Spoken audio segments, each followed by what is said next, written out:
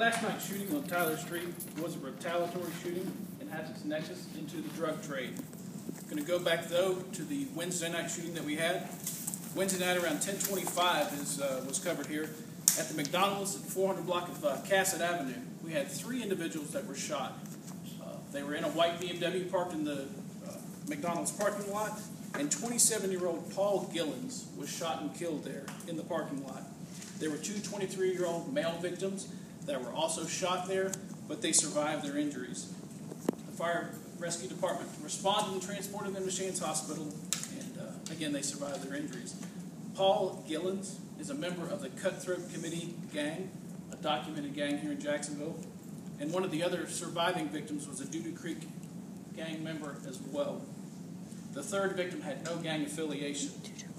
Last night, around 8:15 p.m., at the King Food store on Tyler Street, 2 black females and 1 black male were standing on the corner when a dark 4-door vehicle drove by and fired shots at them. 25-year-old Sharika Edwards was shot and died at the scene. 32-year-old Shelmika Felton was transported to UF Health, where she died from her injuries. 25-year-old male was shot in the leg, and he was transported to the hospital by bystanders. Both Sharika Edwards and the male are documented members of the PYC gang. Felton is not a known gang member. When we did some background investigation at the medical examiner's office, we found that 25-year-old Sharika Edwards had marijuana in her sock at her autopsy and was known on the street to stand on that very street corner where she was shot and sell drugs. The other surviving victims, their names are not going to be given due to their affiliation with these 2 shootings and concern that they could become victims again. As I said, these two shootings and murders are gang-related. Are they related to each other, Director Hackney? These 2 we find to be related to each other, as well as related to some other violence that has happened this year and other murders that have happened in 2015 as well. Is one of those... I said, as I mentioned, these are gang-related and a classic example of a retaliatory type of shooting. Our live victims in each one of these cases has been less than cooperative with the Sheriff's Office and detectives' efforts to solve these cases. That causes us great concern. The culture of death and violence that these gang members live in gives me great concern and causes me to believe that their disregard for human life and their propensity towards violence and using guns is going to cause an innocent victim to lose their life. They can find themselves at a location like they did Wednesday night at a public place, firing rounds haphazardly. If we remember back to Drayshawna Davis and Shanice Holmes, those are the worst case scenarios that one could imagine. And to have that happen again in the city is not acceptable. Is the King Food store shooting a retaliation for the McDonald's shooting directly? Still working through some of those links to see. They are either related to each other as a retaliatory shooting, or as I mentioned before, there's other violence that occurred in this year and another murder at least that occurred in this year that they may be the retaliation to one to the other for. And I want to make sure we have all the gangs. We have the Cutthroat Committee gang, the PYC gang. Was there another gang you mentioned? Or was the that third all? gang that we mentioned was the Doo-Doo Creek gang. This is an incident, or both of these incidents are those where the lack of cooperation on the victims is one thing. There has been talk before about the no snitch feelings within the community. That is not the case here. In actually both of these cases, the Sheriff's Office has received several calls from citizens through Crime Stoppers and to the Sheriff's Office directly from citizens who gave information out. It's the concern that the lack of cooperation from the surviving victims is based on the fact that they want to take these matters into their own hands and continue this cycle of violence. In order to combat this, the Sheriff's Office is now taking a higher presence in these areas. These documented gang members will be monitored more closely, will be watched, and they need to know that we're coming after them. When they break the law, we're going to be there. Have you made They any need to arrests? look over their shoulders because we're going to be there behind them. That's the way we're going to put an end to this cycle of violence, is removing them from the equation. Director, is any of these related to the death of Frankie Palmer from last month? It's part of what we're looking into. That is the one murder that I mentioned. That is something that I believe potentially to be the case. But again, both of these are still in an active working investigation phase, looking to see what those relationships between that murder that you mentioned was and the two murders that we've had in these last 2 days. Have you made any arrests in the King Food Store robbery or the shooting or the McDonald's? So far, there's been no arrest in the case made. Both teams of detectives have been working actively since both of these cases. They're now working together.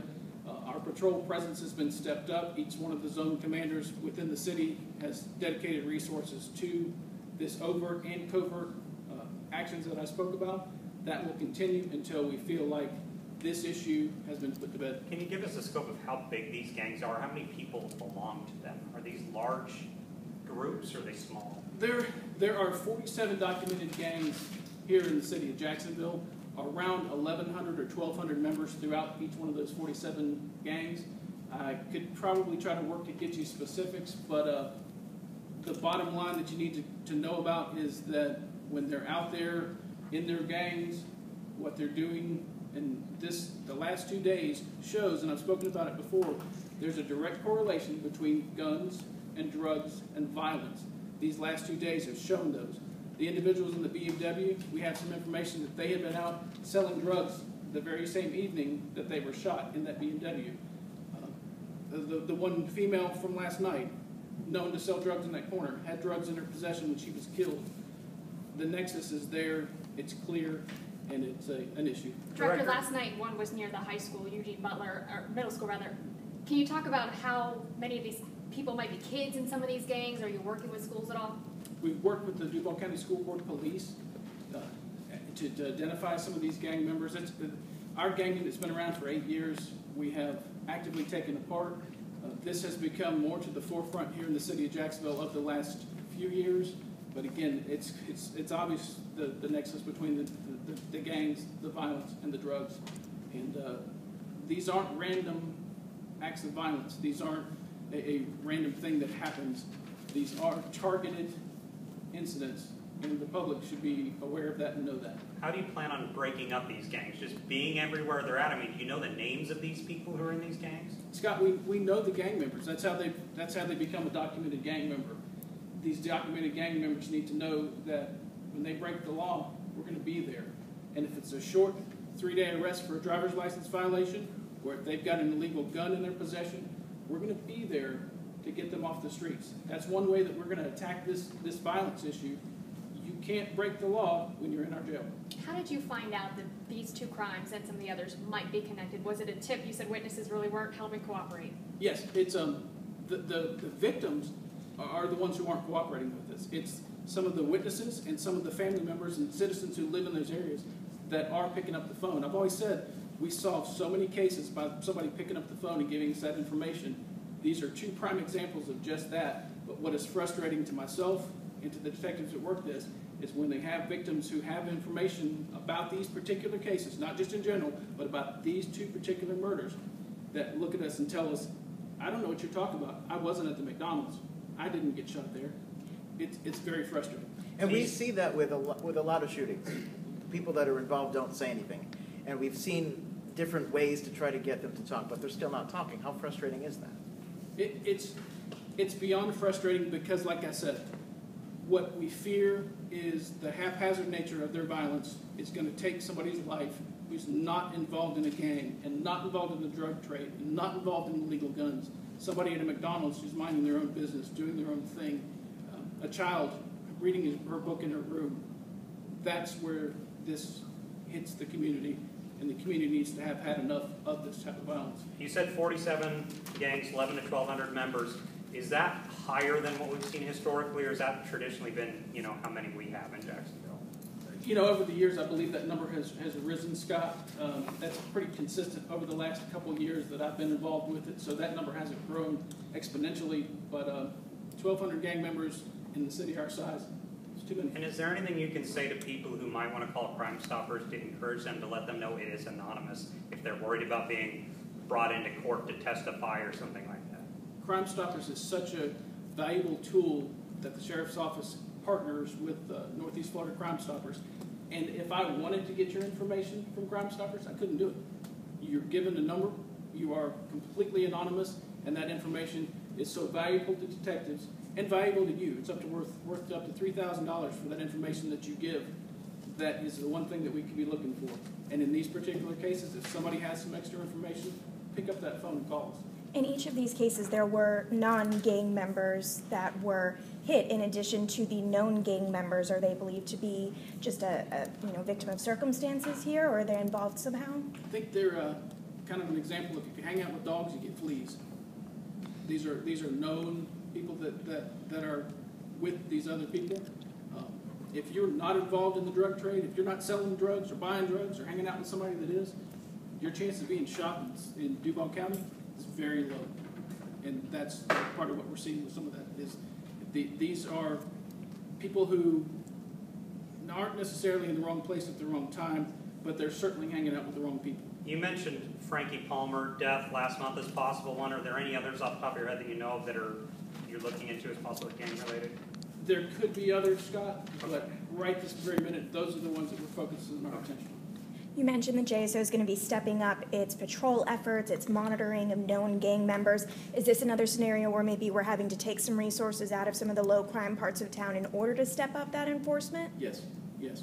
And can you speak? Without a doubt, I can certainly say that each one of we have 6 patrol zones in the city of Jacksonville, and there will be resources taken from some zones and placed into the others to monitor these gang members' activities, monitor the areas in which they frequent, and work to put a stop to their foolishness.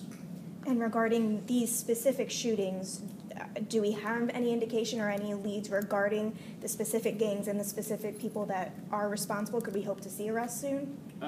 Yes, I believe that with the information that we're getting and hope to continue to get, is that we will continue to make strides in these cases. And the 3 gangs, Cutthroat, Doo-Doo Creek, PYC, can you say where these are generally located? Are they all over the city? Are they in a certain location?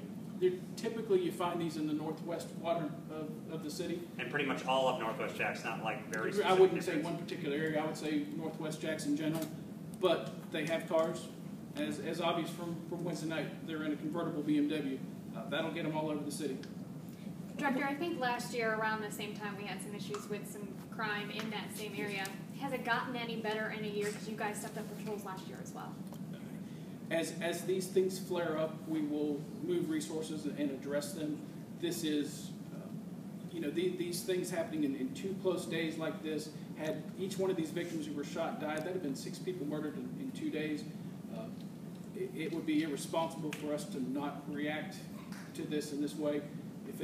When issues flare up, we'll react to them. I don't know if there's a way to answer this, but is there any way a general member of the public could tell if they're looking at gang activity other than violence? I mean, are there tattoos or methods of dress?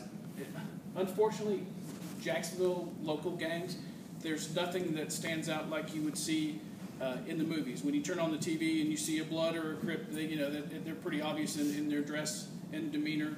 We don't see that so much here in Jacksonville. So to answer your question, no. Okay. Any other questions? Regarding the first shooting, because there was both the Cutthroat and the Doo-Doo Creek, do you know which one specifically was being targeted here? It's hard to say. Okay. I wouldn't want to speculate. Sure. Okay. And I'm sorry, just clarify, Doo-Doo, D-O-O-D-O-O? Just like it sounds. And P-Y-C? Yes. Those are like, okay. Yes. How do you Thank spell you. Paul's last name? Gillens, G-I-L-L-O-N-S? Gillins. Gillins. All right. Thanks, Director. Thank you very much.